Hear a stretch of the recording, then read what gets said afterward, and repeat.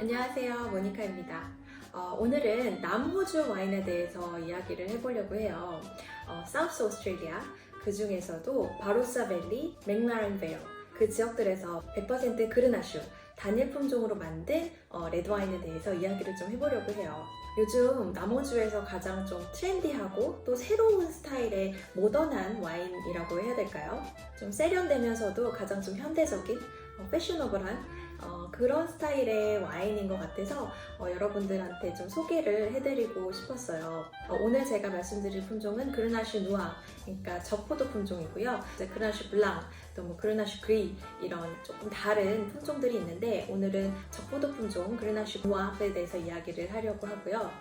프랑스에서 그리고 국제적으로 그르나슈라고 부르고 스페인에서는 가르나차, 그 다음에 이탈리아 남부지방에서는 깐노나우라고 부르는 이렇게 세 가지 이름을 가지고 있는 품종이에요. 사실 그르나슈는 전 세계적으로 굉장히 많이 심겨져 있는 품종 중에 하나인데요. 특히 스페인하고 프랑스 쪽에서는 정말 1, 2위를 다툴 정도로 아주 널리 심겨져 있는 품종인데 막상 그르나슈로만 만든 그르나슈 100% 와인을 생각해보면 딱히 떠올리는 와인이 별로 없으실 것 같아요. 그르나슈라는 품종이 항상 블렌딩에 굉장히 잘 쓰이는 품종이었기 때문인데요. 보통 GSM이라고 하는 블렌딩이 있죠. 그르나슈, 시라, 아니면 시라즈, 그리고 무베트 이 세 가지 품종을 블렌딩하는 스타일의 와인이 굉장히 유명해요. 예를 들면 프랑스 남부론의 샤토네프 디파프 이 지역에서 GSM 블렌딩을 가지고 아주 맛있고 비싸고 좋은 와인을 만들죠. 그리고 남프랑스의 랑그도그르시옹 지역에서도 이렇게 GSM을 가지고 블렌딩해서 와인을 만들고요. 스페인에서는 이제 리오아 같은 지역에서 템프라니오라고 하는 스페인 토착 품종을 중심으로 가르나차 품종을 블렌딩해서 와인을 만듭니다. 그래서 이렇게 프랑스의 GSM 블렌딩이라든지 아니면 리오아의 템프라니오 가르나차 블렌딩 같은 것들을 이제 신세계 국가들, 미국이나 호주, 뉴질랜드, 칠레 국가들에서 이제 모델로 삼아서 비슷한 스타일의 와인을 만들기도 하죠. 그래서 워낙 블렌딩 안에서 제 역할을 굉장히 잘 해줬던 그런 품종이기 때문에 단일 품종으로 만든 와인이 이렇게 딱 떠오르지 않는 것 같아요. 오늘 소개해드릴 남호주, 바로사밸리하고 맥라렌 베일 이쪽 지역에서 요즘 그르나슈 100%로 하는 와인이 굉장히 많이 생산이 되고 있고 굉장히 트렌디한 와인으로 지금 자리매김하고 있는데요. 그 이유나 배경은 굉장히 여러 가지가 있겠지만 저는 두 가지를 좀 꼽고 싶어요. 하나는 바로사밸리하고 맥라렌 지역에 있는 올드 바인, 오래된 수령의 포도나무를 의미하는데요. 이쪽 지역의 그르나슈 같은 경우에는 거의 막 100년씩 된 그런 올드 바인들이 있어요. 그래서 이 올드 바인 그르나슈에서 나오는 뭔가 독특한 차별점이 있다. 약간 이 포인트를 와이너리들에서 굉장히 많이 마케팅하는 편이에요. 그래서 그들 입장에서 그게 차별점이 될 수 있겠죠. 그 다음에 두 번째는 글로벌 워밍, 지구온난화가 사실 굉장히 큰 이슈이고 특별히 호주같이 아주 뜨겁고 건조한 지역에서는 최고의 관심사가 아닐 수 없는데요. 이런 식으로 계속 온도가 높아지고 너무 건조해지면 포도 경작이 많이 제한되는 상황 속에서 그런 상황에서도 잘 자라고 매력이 있는 그런 와인 스타일을 만들어야겠다라는 어떤 각성 같은 게 있었던 것 같아요. 그르나슈라고 하는 포도 품종은 굉장히 튼튼하고 또 특별히 이런 덥고 건조한 지역에서 아주 잘 자랄 수 있는 능력을 가지고 있어요. 거기다 껍질이 얇아서 약간 요즘 트렌디한 스타일의 와인을 만들 수 있는 그런 가능성을 가지고 있거든요. 그래서 이런 맥락 속에서 남호주 와인 메이커들이 그르나슈라고 하는 품종에 대해서 굉장히 매력을 느꼈다고 생각을 해요. 바로사밸리하고 맥라렌 베일 지역의 그르나슈 포도나무의 시작은 1840년대로 거슬러 올라가요. 처음 유럽에서 개척자들이 호주 대륙으로 왔을 때 가지고 왔던 가장 최초의 비티스 비니페라 유럽 포도 품종 중에 하나이죠. 그래서 방금 말씀드렸듯이 호주가 굉장히 덥고 건조하잖아요. 그르나슈라고 하는 굉장히 견고하고 hardy and strong한 그런 포도나무가 이제 심기기 시작한 거죠. 그르나슈는 기본적으로 병충해에도 굉장히 강하고요. 생산량도 아주 좋아요. 그래서 정말 극도의 건조함 속에서도 정말 끝까지 살아남을 수 있는 그런 몇 안 되는 포도 품종 중에 하나거든요. 그러니까 딱히 품질보다는 그 당시에 이제 생산량, 그 다음에 개척하는 것에 중심을 두었던 당시에는 그르나슈는 아주 좋은 품종 중에 하나였을 거예요. 남호주에서 여전히 과실을 만들어내고 있고 그 과실로 와인을 만들고 있는 가장 오래된 포도나무 나이가 174살이 되었다고 해요. 그러니까 1848년쯤에 심겼던 포도나무죠. 사실 이 올드바인 나무들이 지천에 깔려있지는 않고 나무주에 심겨있는 포도나무 중 한 1% 정도밖에 되지 않는다고 해요. 이게 조금 아쉬운 부분이 정말 그 당시에 나무주 지천에 그르나슈 포도나무를 다 경작을 했었거든요. 그런데 중간에 그르나슈 나무가 조금 열등하다는 이유로 다 뽑아내는 그런 일이 1987년에 있었어요. 제가 지난번 리오와 영상에서도 한번 언급한 적이 있었는데 그르나슈 와인은 굉장히 지금까지 억울하게 저평가가 되어 왔던 그런 품종이죠. 굉장히 업신여김을 받아왔던 그런 품종이에요. 프랑스 로온 지역에서도 시라를 서포팅해주는 서포팅 롤을 하는 품종이라고 생각을 해왔고 또 뭐 스파인에서도 템프라니오를 서포팅해주는 그런 품종이다라고 생각을 했고요. 사실 호주도 마찬가지예요. 호주 하면은 가장 먼저 떠오르는 레드와인이 쉬라즈잖아요. 그래서 초반에 생산량을 중심으로만 포도 경작을 했을 땐 그르나슈가 굉장히 많이 심겨져 있었지만 점차 이제 포도 품질이라든지 이런 것들에 대해서 신경을 쓰게 된 1980년대에는 좀 품질이 떨어지는 열등한 포도 품종의 그르나슈를 좀 빼고 쉬라즈를 더 심던지 아니면 또 주택을 질 토지로 더 확보를 해놓는다든지 그게 이제 마인풀 스킴이라고 하는 정책인데요.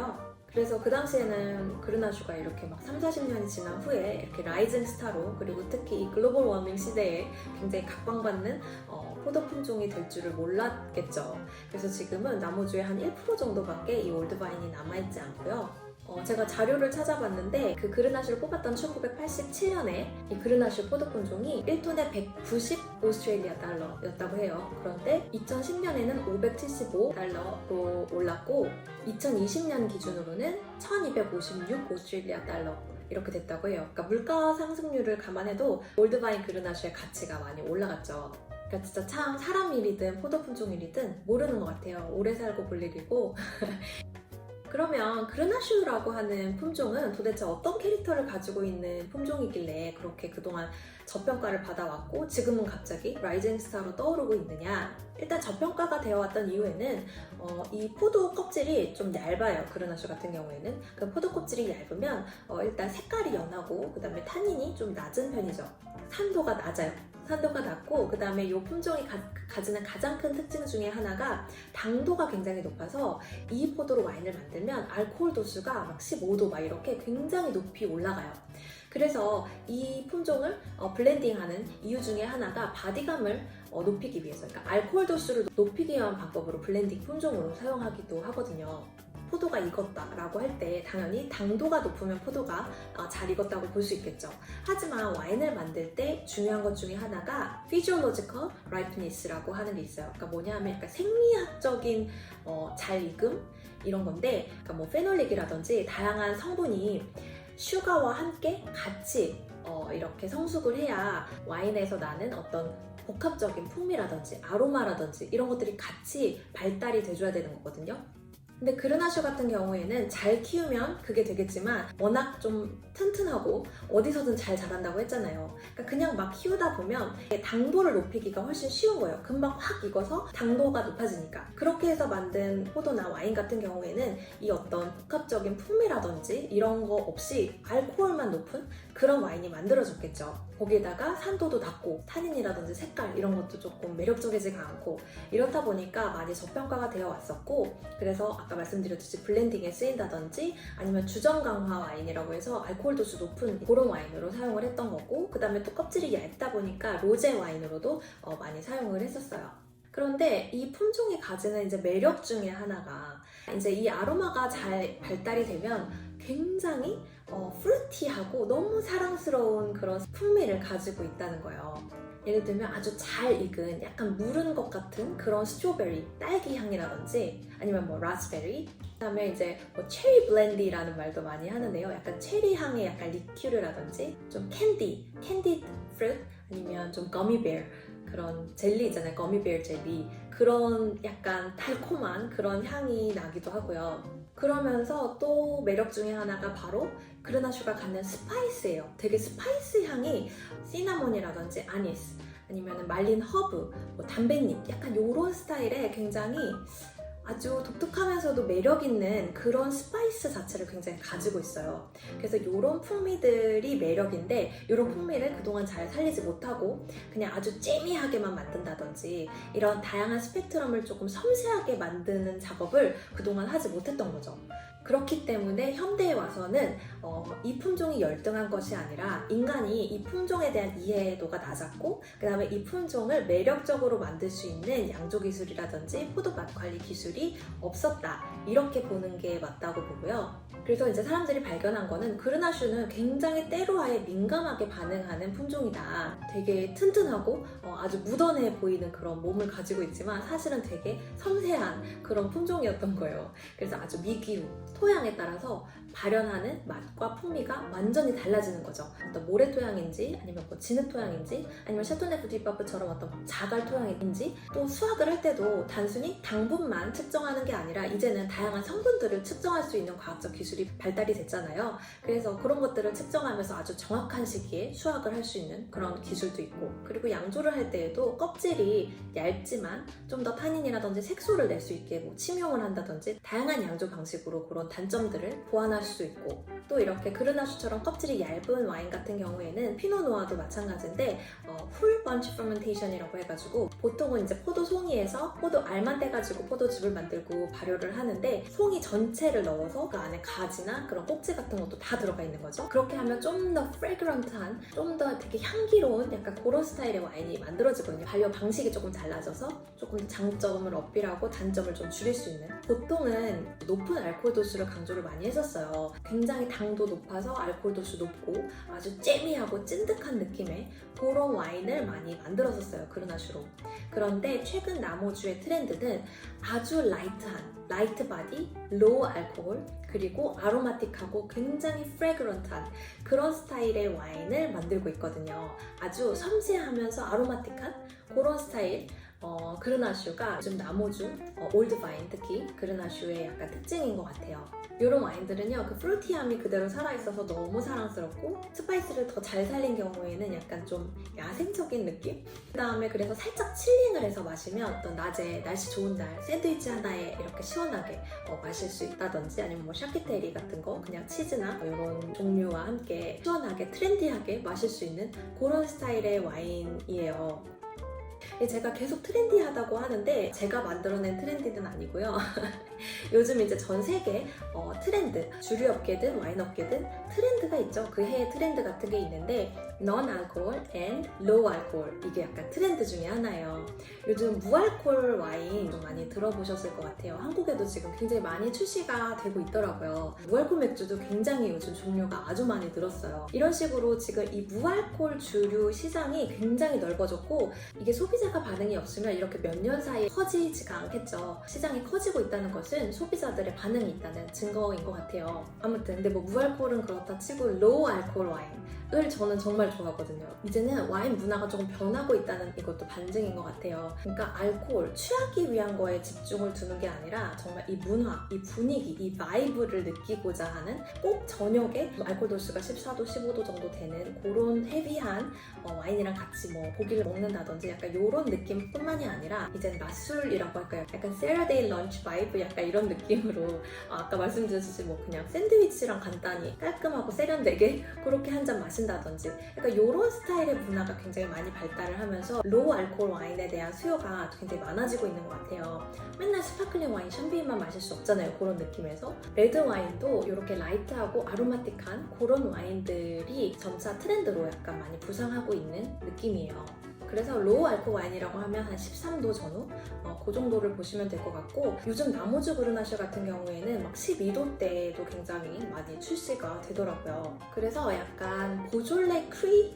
약간 이런 느낌으로 좀 생각하시면 좋을 것 같아요. 어떤 스타일이냐라고 하시면 그럼 되게 호불호가 많이 갈리겠죠. 로우 알코올 싫어하시고 약간 좀 가볍고 프레그런트한 향긋한 스타일의 레드와인을 별로 안 좋아하시는 분들은 조금 싫다고 생각하실 수도 있는 그런 스타일이고, 그래서 최근에 마셨던 나모주 그르나슈 와인들, 특히 올드바인 와인, 올드바인으로만 만든 그르나슈 와인들을 몇 개 가져와 봤어요.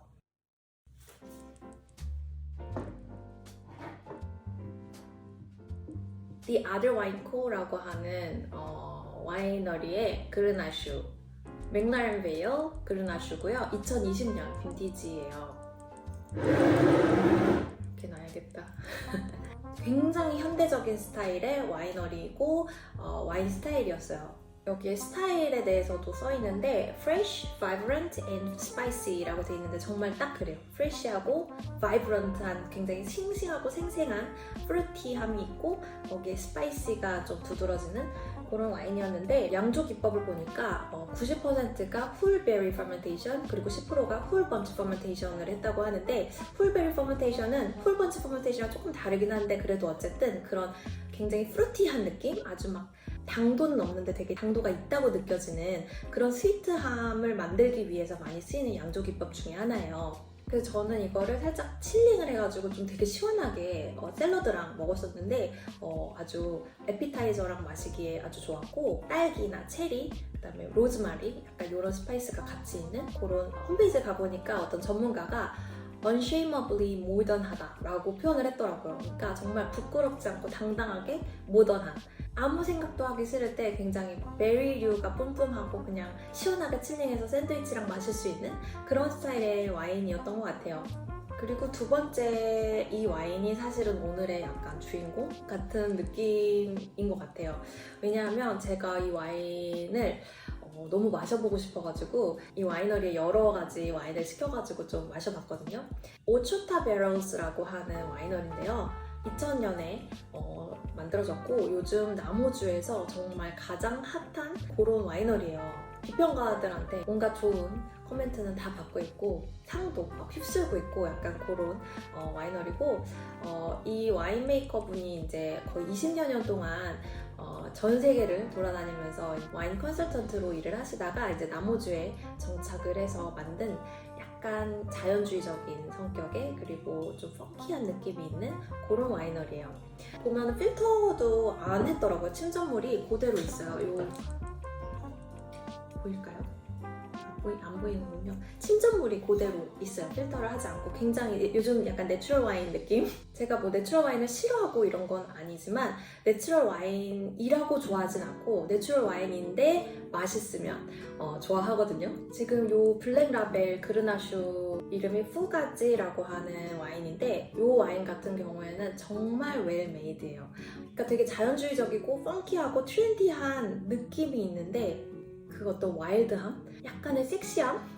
약간 이런 걸 살린 채로 정말 웰메이드로 와인을 만든 느낌? 예를 들면 약간 예술대학 같은 데서 굉장히 반항하고 되게 자유로운 영혼이고 되게 학점에는 신경 하나도 안 쓸 것 같은 그런 스타일인데 과제 제출을 해서 학점을 받으면 막 교수님들이 막 천재라고 막 A 주고 정말 그 작품을 봐도 어떤 그 안에 그 주류를 거스르지 않은 어떤 예술성이 정말 철학이 약간 있는 약간 이런 느낌 뭔지 아실까요? 약간 그런 느낌을 저는 받았고 레드 커런트라든지 체리, 뭐 자두 약간 이런 느낌이 있는데 좀 와일드한 느낌이 굉장히 많아요. 와일드 체리, 와일드 스트로베리 약간 이런 느낌. 거기에다가 야생적인 어떤 흙내음이라든지 아니면 정말 허브, 뭐 다양한 허브류의 향 이런 스파이스가 굉장히 매력적이었어요. 되게 반항적이고 와일드하고 자연주의적인 느낌인데 그 안에 섬세함과 우아함, 클래식하고 우아함 이런 것들이 같이 들어있는 웰메이드 와인이라고 저는 느꼈고 그 다음에 만약에 그르나슈 와인이 이런 방향으로 라이트 바디, 로우 알코올 와인으로 갈 거라면 약간 이런 스타일이 좀 지향해야 하는 바가 아닐까라고 생각할 정도로 좀 맛있게 마셨어요. 그리고 이 알코올 도수가 12.8도예요.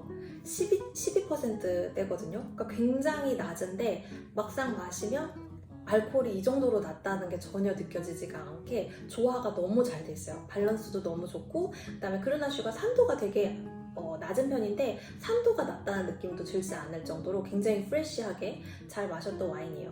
그런데 저는 이렇게 맛있게 마셨지만 분명히 호불호가 아주 갈릴 만한 스타일이라는 거, 그리고 가격대가 그렇게 좋지 않아요. 아직까지는 알코올 도수가 높고 좀 바디감이 있어야 좀 비싼 돈을 줄만 하다 약간 이렇게 생각하는 경향이 좀 있는 것 같아요. 그런데 제가 홍콩에서 370불에 구입을 했으니까 한화로 55,000원 정도에 구입을 한 거고 이게 홍콩에서 그런 거고 한국으로 들어가면은 뭐 훨씬 좀 비싸지지 않을까 싶어요. 그러면 이제 그 가격을 내고 내가 이 와인을 마시고 싶지는 않다 생각하실 수도 있을 것 같긴 해요. 근데 이제 저 같은 경우에는 그르나슈가 좀 뉴 피노누아다라는 이런 얘기도 많이 하거든요. 근데 사실 저는 딱히 그렇게 동의를 못하고 있었어요. 이렇게 라이트한 스타일의 그르나슈를 사실은 많이 접해보질 않았기 때문에. 근데 이 와인을 마시고 아, 이게 그렇게 될 수도 있겠다라는 생각을 하게 해준 그런 좀 경험이 되는 그런 와인이었고, 그 다음에 마지막 와인은 도멘 클라렌돈 그르나슈. 도멘 클라렌돈 워낙 유명하죠. 클라렌돈 힐즈라고 남호주에 그 아스트랄리스라고 하는 시라로 만든 정말 뭐 이게 명품 남호주 와인이 있어요. 그 와이너리에 이제 약간 세컨 브랜드 느낌으로 있는 와이너리에 올드바인 그르나슈 100%로만 만든 그런 와인이고요. 2016년 빈티지 저는 마셨고, 제가 좋아하는 와인 중에 하나예요. 요거가 가장 좀 전통적인 스타일의 그르나슈거든요. 알코올 도수가 14.7도, 거의 15도 가깝게 알코올 도수가 높고 좀 바디감이 있고요. 그 다음에 캐릭터도 굉장히 재미한 느낌이 되게 강하고, 그 다음에 스파이스류가 요 앞에서 마셨던 약간 오초타 와인의 스파이스랑 굉장히 다른 스타일의 스파이스를 가지고 있어요. 약간 중국식 오향, 팔각, 스타 아니스 약간 이런 느낌 있잖아요. 그런 느낌의 굉장히 좀 스파이시하면서도 좀 동양적인 그런 스파이스를 가지고 있는 와인이어가지고, 일단 알코올 도수 좀 높죠. 재미한 그런 캐릭터 있고, 그 다음에 이런 독특한 스파이스가 있다 보니까 저는 이거를 이제 중국 음식이랑 좀 많이 마시는 편이에요. 그래서 요거 같은 경우에는 좀 더 전통적인 느낌이 많이 드는지 약간 호불호 없이 약간 다들 잘 받아들이시더라고요. 약간 오크 숙성에서 오는 약간 바닐라 향이라든지 그런 것도 있고, 풍미도 재미하고 약간 터키쉬 딜라이트이라고 그 터키 전통 과자 같은 되게 달콤한 과자가 있어요. 터키 항공 타면 꼭 주는 그런 느낌도 있고, 굉장히 동파육이라든지 탕수육 약간 이런 요리랑도 잘 어울리고, 좀 찐득한 소스에 있는 중국 요리 그런 것들이랑 잘 먹는 편이에요. 그래서 뭐 나머지의 GSM 와인이라든지 이런 것까지라고 하면 훨씬 더 많겠지만, 오늘은 조금 올드바인 그르나슈로만 만든 100%로 만든 와인 중에서 조금 더 이제 모던한 스타일의 와인 위주로 좀 설명을 해드렸고요. 그래서 남호주에서 요즘 이렇게 그르나슈 100%로 만드는 와인들이 좀 많이 생산되고 있다는 거. 그 중에서는 전통적인 스타일의 알코올 도수가 15도 전후로 되고, 볼드한 스타일의 캐릭터도 좀 재미하고 스파이스도 되게 이국적인 스파이스, 약간 이런 느낌의 와인이 있고, 굉장히 산뜻하고 프레그런트하고 약간 그런 와일드베리 느낌이 나는 뭐 보졸레, 피노누아 약간 이런 느낌의 와인이 만들어지고 있다는 거, 이렇게 두 가지로 보시면 될 것 같고요. 그래서 오늘도 재미있는 와인 이야기였기를 바라고요. 다음에 또 재미있는 이야기로 만났으면 좋겠습니다. 그럼 다음에 또 만나요. 안녕!